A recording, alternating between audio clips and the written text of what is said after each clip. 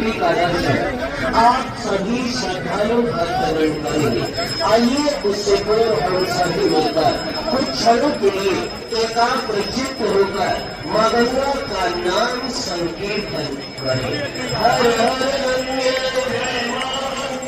हर हर गंगे हर हर गंगे हर हर गंगे पतित पावनी अक्षरायणी पापनाशिनी संकट हरणी मंगलकरणी हर हर गंगे प्रेम से सब मिल बोल से